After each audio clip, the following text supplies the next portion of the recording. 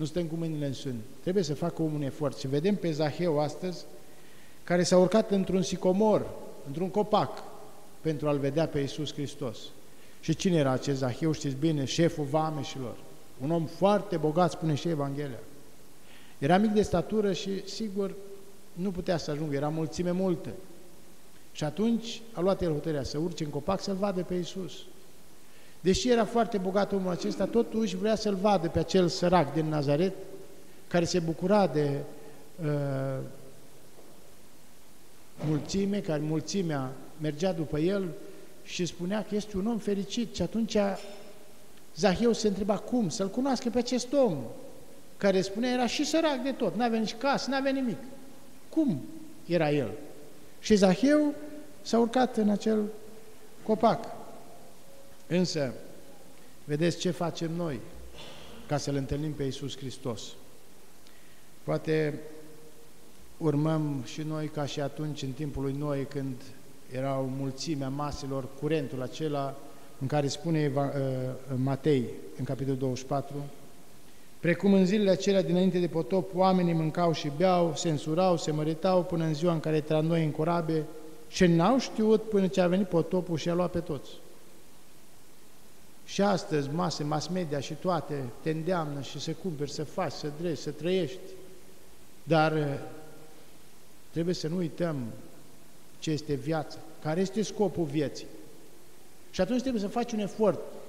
Oare nu-mi spune mie Iisus? Oare, sau să-L cunosc pe Iisus, așa cum a făcut Zaheu? Și vedeți, Zaheu, spune Evanghelia, nu că ar fi nedreptățit pe cineva, chiar spune lui Iisus, Doamne, dacă am nedreptățit eu pe cineva, și ne întrebă, cum adică? Păi de unde a avut el atâtea bogății? El era vameș, sigur, și era considerat trădătorul, omul păcătos, care lucra cu romani, că romanii erau atunci stăpânitori și l-au pus vameș și el trebuia să plătească o taxă la romani. Însă el punea taxele și ce rămânea peste, rămânea la lui. Asta era serviciu. Și vedeți, Zaheu spune, dacă am nedreptățit pe cineva, împătrit îi dau înapoi. Deci, cu alte cuvinte, și-a făcut treaba. Însă, vedeți, erau gurile rele. Am putea spune că era un om care era bârfit, era un om despre care se vorbea rău. Și dacă ne gândim și la viața noastră, și noi, uneori, suntem în sicomor, când ceilalți vorbesc despre noi, ceea ce nu e adevărat. Nu știm și sigur nu era adevărat ce vorbeau oamenii despre Zaheu. Era cel mai păcătos, cel mai trădător, cel mai... Oricum era nefericit. Iisus cunoaște inima omului. Și noi uneori am spus, suntem în sicomor și lumea vorbește rău. Că așa este, suntem în lume. Uneori suntem în sicomor, alteori suntem noi pe pământ, sub sicomor și vorbim pe alții. Dar ne bucurăm și mulțumim lui Dumnezeu și pentru unii și pentru alții există iertare. Dumnezeu ne vindecă, Dumnezeu ne luminează ca să știm ce și cum să facem. Și sigur, dacă îl acceptăm, de multe ori noi vorbim despre soartă.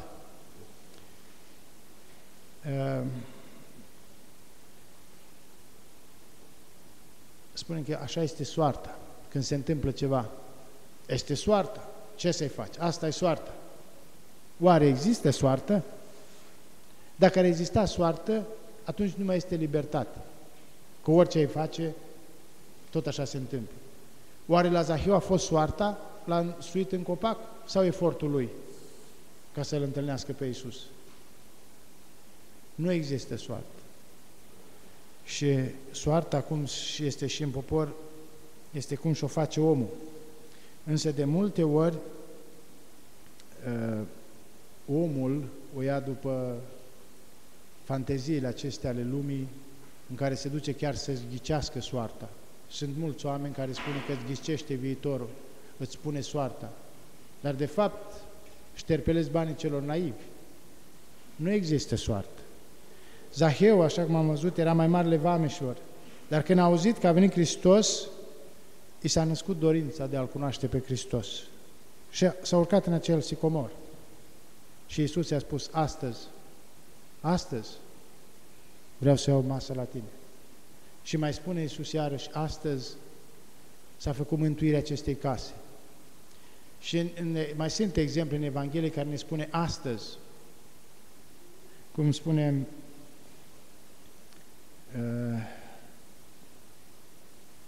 tâlharului de pe cruce, astăzi îți spun, vei fi cu mine în rai. Astăzi, nu mâine. De multe ori noi amânăm, lasă că mâine vom vedea ce-mi face.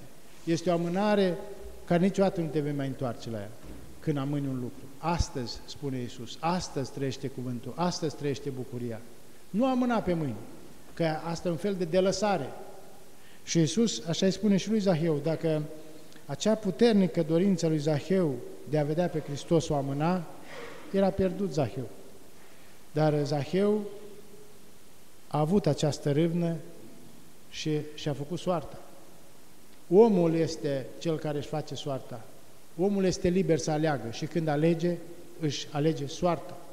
Sigur că Dumnezeu conduce soarta lumii, într-adevăr, aici este un destin al lumii, dar fiecare personal are destinul său care el și-l face, pentru că este un om liber. Și Zaheu și l-a făcut. Și noi, fiecare putem face, putem lua decizii de a alege. Și când ai ales, aceea este soarta. Nu așteptăm să aleagă cineva pentru noi, ci aceea este soarta. Sigur, multe ne învață și Evanghelia de azi, însă ceea ce trebuie să reținem, Dumnezeu este Cel care ne oferă iubirea. El s-a făcut om pentru a fi între noi, pentru a transforma ființa noastră. Și El ne dă toate darurile. Și aici depinde de fiecare din noi dacă vrem să-L întâlnim, dacă în mod serios luăm în seamă cuvântul Lui, dacă cuvântul are pentru noi vreo semnificație. Mai ales, vedeți, în societatea de astăzi, când sunt atâtea de multe ispite și atât de mulți care, vorbesc și spun, dar depinde de fiecare om cum gândește și ce importanță dă cuvântului lui Dumnezeu. Astăzi este o zi și mai fericită la noi, pentru că astăzi se va boteza, vom avea un nou creștin, că pentru Împărăția lui Dumnezeu, nu? Se va face fiul al Tatălui. Și vreau să vorbesc doar câteva cuvinte despre misiunea părinților, pentru că, sigur, părinții sunt cei care au colaborat cu Dumnezeu și Dumnezeu le-a dat un dar, o binecuvântare. Dar Sfântul Ioan Gură de Aur spunea în felul următor: omule, tu te numești tată și mamă, dar nu pentru că ai născut un copil, pentru că și animalele nasc, și lei, și tigri, și cai, și toți nasc. Dar atunci ce te vei numi mamă și tată, când vei reuși să sădești în sufletul copilului tău tot ce există în lume mai frumos și mai înalt și să dezrădăcinezi tot ce este rău și netrebuincios, acest lucru este cel mai important și mai dificil, care este propriul omului. Te vei numi tată și mamă când îl vei lua pe copilul tău și îl vei educa și vei reuși să-l faci om, să-l scapi de răutățile și neputințele sufletului, iar în locul lor să sădești virtuțile și să sădești credința în Dumnezeu, în Iisus Hristos, să devii un alt om. Atunci te poți numi tată și mamă. Și din nefericire azi, vedeți cum sunt oamenii când nasc și aruncă la gunoi și, multe lucruri în acestea. Dar noi astăzi suntem stăpâniți de bucurie, nu? Bucuria este pentru că vedem că oamenii se luptă, fac efortul de a-L întâlni pe Hristos și de a binecuvânta darul lui Dumnezeu, de a boteza pe Cel care s-a născut.